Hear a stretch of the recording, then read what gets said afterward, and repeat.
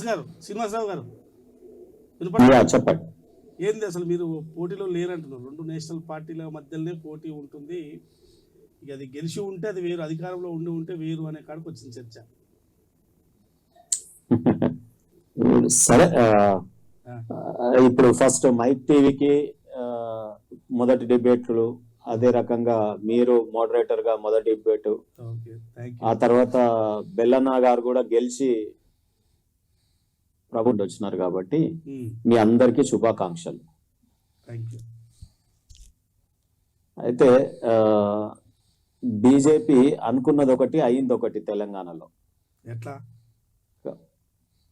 వారి పర్ఫార్మెన్స్ మొన్నటి దాకా విర్రవీగిన బండి సంజయ్ గారు, ధర్మపురి అరవింద్ గారు, తర్వాత కిషన్ రెడ్డి గారు వారి ఎంపీ కాన్స్టిట్యున్సీలో కేంద్ర మంత్రిగా ఉండి ఒక్క సీటు గెలవలేదు. తర్వాత ముషిరాబాద్ నుండి లక్ష్మణ్ గారు పార్లమెంటరీ పార్టీ కమిటీ సంథింగ్ వారు ఏం పోస్టో తెలియదు, వారి ముషిరాబాద్ లో కూడా వారు గెలవలేకపోయినారు.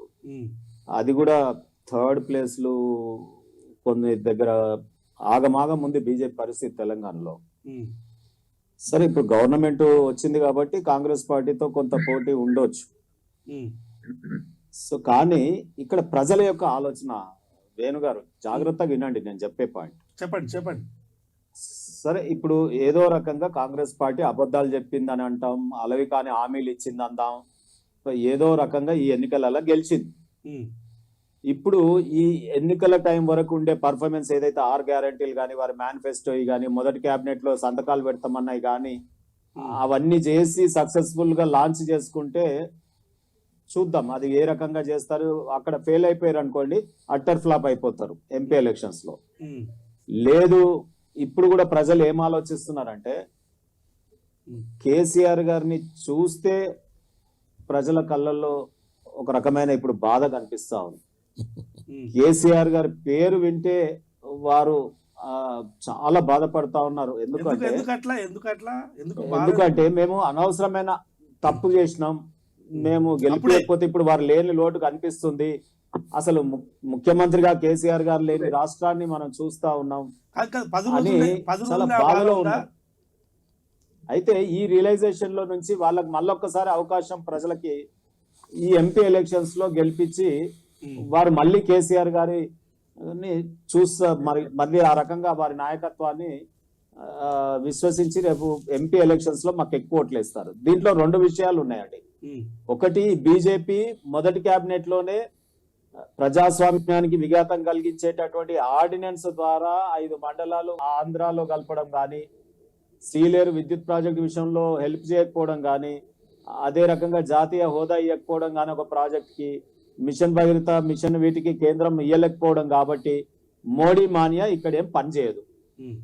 రెండోది, కాంగ్రెస్ పార్టీ అధికారంలో ఉంది కాబట్టి ఏమన్నా వారు తెలుసు కదా, పోల్ మేనేజ్మెంట్ ప్రభుత్వంలో ఉండి కాంగ్రెస్ గతంలో చేసింది చూడండి, అవన్నీ కూడా ఏమన్నా చేస్తే కొద్ది మేరకు అక్కడక్కడ మమ్మల్ని డిస్టర్బ్ చేయగలుగుతుందేమో. కానీ రేపు వెనకట తెలంగాణ ప్రజా సమితిని ఏ రకంగానైతే గెలిపించినారో ఆ రకంగా ఇక్కడ మనకు మెజార్టీ సీట్లని కట్టబెడతారు.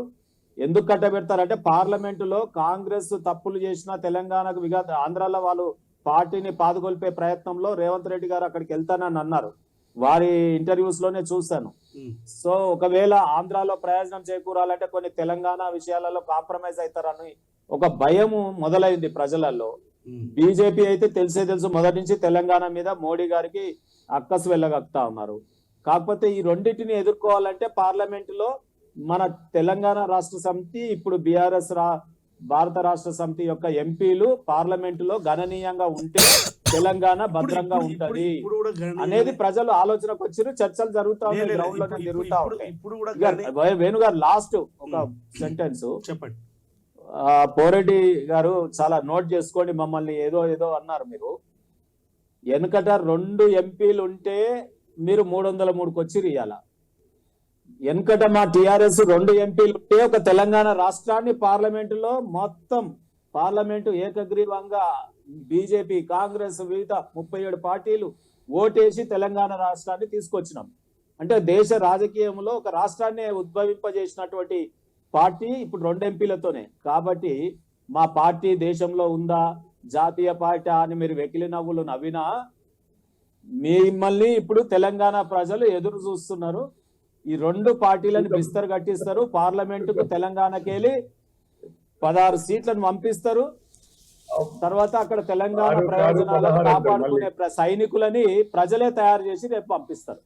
ఒకటి ఇప్పుడు మీరు బీఆర్ఎస్ కారు 16 అంటారా మళ్ళీ? చెప్పండి శ్రీనివాస్ గారు. కారు 16 అన్నా మళ్ళీ మోడీ 33 అంటారా?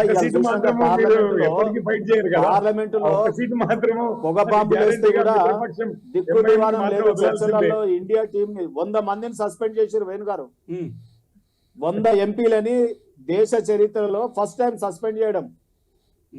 అంటే భయపడుతున్నారు వీరు ప్రతిపక్ష పార్టీలకు, ప్రాంతీయ పార్టీలకు, మాలాంటి పార్టీలకు, ఇండియా కూటమి లాంటి పార్టీలకు ఒక అవకాశం ఇస్తున్నారు. ఆ ఇండియా టీం కి మోడీ గారే స్వయంగా. వారు ఉనికే లేదు. ఈ రోజు పార్లమెంట్ లో వాళ్ళని సస్పెండ్ చేసి అనవసరంగా హైప్ క్రియేట్ చేస్తా ఉన్నారు. ఇప్పుడు వేణు గారు ఒకటి మాత్రం ఇద్దరిలో కామన్ గా కనిపించింది. ఇది ఒక పాయింట్ చెప్పాలనుకుంటున్నాను. చెప్పండి. అడూరి శ్రీనివాస్ గారు ఏమో ఇండికి అలయన్స్ గురించి బ్యాటింగ్ చేస్తారు. మన కాంగ్రెస్ నుంచి ఏమో ఇండియా అలయన్స్ లో ప్రాంతీయ పార్టీలు ఉన్నాయి కాబట్టి పిల్లయ్య నాయక్ గారు బిఆర్ఎస్ తరఫున బ్యాటింగ్ చేస్తారు. అంటే మీకు అట్లా అర్థమవుతుందా? మీరు సోయితోనే ఉన్నారా రాకేష్ గారు, రాజకీయాలు? అది కిషోర్ రెడ్డి గారు, మీరు సోయి ఉండే మాట్లాడుతున్నారా? ఎందుకని నేను బీఆర్ఎస్ తరఫున వకాలు తప్పుచ్చుకొని మాట్లాడినామంటూ కామెంట్ చేయడం ఏంటంటే తలతోక లేకుండా మీరు మాట్లాడడానికి ఏమైనా తలతోక ఉందా? మీ ఆర్గ్యుమెంట్ చెప్పడం శాతగాని ముచ్చట్లు ఎందుకు మాట్లాడతావు అబ్బా నువ్వు?